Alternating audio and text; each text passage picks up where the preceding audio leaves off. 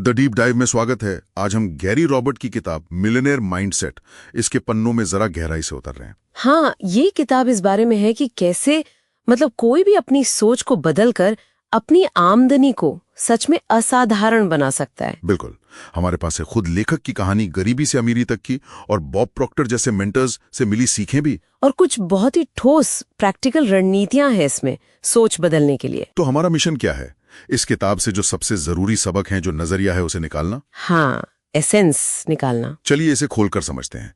तो किताब का जो बेसिक तर्क है ना, वो ये है कि हमारी सोच, खासकर वो गहरी वाली जो अवचेतन में बैठी है, हाँ, वो ही हमारी आर्थिक सच्चाई, हमारी फाइनेंशियल रियलिटी को गढ़ती है। और अक्सर ये मान्यताएं हमें बचपन से मिलती हैं। गरीबी की मानसिकता या फिर माता पिता, टीचर्स, अधिकार वाले लोग। हाँ, जैसे लेखक गैरी रॉबर्ट, वो खुद गरीबी से उठे और फिर सालाना $1 मिलियन कमाने लगे। और यहाँ बात बहुत दिलचस्प हो जाती है ना? ये जानना थोड़ा चौंकाता है कि उनकी तरक्की तब तेज हुई जब उनके मेंटोर बॉब प्रॉक्टर ने उनकी $100,000 सालाना कमाई को कचरा कहा, और उन्हें बेवकूफ भी कहा। हाँ, क्योंकि वो अपनी असल क्षमता का पूरा इस्तेमाल नहीं कर रहे थे। ये एक बाहरी झटका था शायद। बिल्कुल, और ये उनकी सोच को जड़ से बदलने का एक बड़ा कारण बना। इसमें जो दिलचस्प बात है ना, वो ये है कि ये पूरी प्रक्रिया कैसे काम करती है।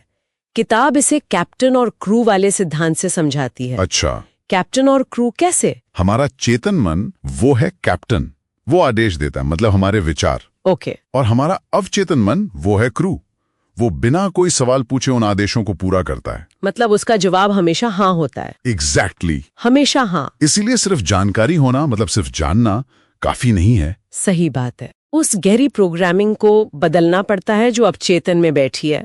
ये बिल्कुल वैसा ही है जैसे बोने और काटने का नियम, law of sowing and reaping. हाँ, जैसे विचार बोएंगे वैसे ही आर्थिक नतीजे मिलेंगे। गरीबी के विचार बोए तो गरीबी मिलेगी, समृद्धि के बोए तो समृद्धि। बिल्कुल, और ये जो चुनौती है ना, इसी से निपटने के लिए किताब बात करती है। हाँ, वो पुरानी गरीबी वाली मान्यताएं या वो सीमित विचार जो अधिकार वाले लोगों से मिले, उनको पहचानना और बदलना, ये सबसे मुश्किल है शायद। जैसे वो आम कहावत, पैसा क्या पेड़ों पर उगता है। हाँ, या किताब में मैरी की कहानी है। वो 63 साल की उम्र में भी अपने मरहूम पिता की सलाह मान रही थी। क्या सलाह थी? कि उसे अपना बिजनेस नहीं शुरू करना चाहिए। सोचिए। अरे बाप रे!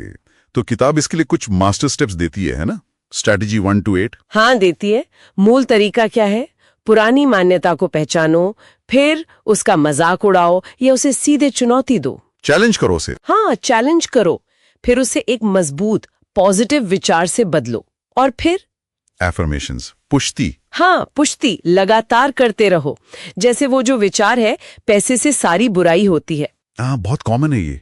उसे चुनौती दो और ये अपनाओ कि मेरे हाथों में पैसा अच्छाई का साधन बन सकता है या साझेदारी का। ये एक बड़ा शिफ्ट है सोचने में। बिल्कुल, लेकिन अगर हम इसे बड़े परिप्रेक्ष्य में देखें तो ये सिर्फ सोचने तक ही सीमित नहीं है। अच्छा, और क्या जरूरी है? किताब इस पर बहुत जोर देती है कि लगातार ठोस कदम उठाना, massive action, habit number 6। Okay, action लेना। और अटूट लगन, अनरिलेंटिंग परसिस्टेंस, हैबिट नंबर 4, ये भी उतने ही जरूरी हैं। मतलब सिर्फ सोचना काफी नहीं, करना भी पड़ेगा और लगे रहना पड़ेगा। हाँ, ये एक तरह से खुद को एक्टिवली उन अमीर बनाने वाली मान्यताओं और मनचाहे नतीजों की तरफ खींचने जैसा है। उन डरों या आलस पर काबू पाना जो हमें अक्सर रोकते हैं। बिल्कुल, जैसा किताब में कहा गया है, असली ताकत हमारे चुनाव में है। हम अपने विचार चुन सकते हैं। हम अपनी सीमाओं के लिए दलीलें देने के बजाय अपनी इच्छाओं के लिए दलीलें दे सकते हैं। सही कहा। ज्यादातर लोग अपनी सीमाओं के लिए बहस करते हैं, और किताब कहती है आप जिसके लिए बहस करेंगे वही आपको मिलेगा। तो इस सब का सार क्या निकलता है? इस डीप डाइव से मुख्य बात क्या समझ आती है? यही कि आर्थिक सफलता की शुरुआत एक सचेत, जानबूझकर किए गए मानसिकता के बदलाव से होती है। पुरानी प्रोग्रामिंग को चुनौती देना और अपने विचारों को सोच समझकर दिशा देना। हाँ, ठीक वैसे ही जैसे एक कैप्टन अपने क्रू को साफ निर्देश देता है कि किधर जाना है। ये सिर्फ पॉजिटिव थिंकिंग से कहीं ज्यादा गहरा है। बहुत गहरा है। ये अपनी अंदरूनी मान्यताओं को सक्रिय रूप से बदलना और फिर उस पर अमल करने के बारे में है। एक्शन लेना।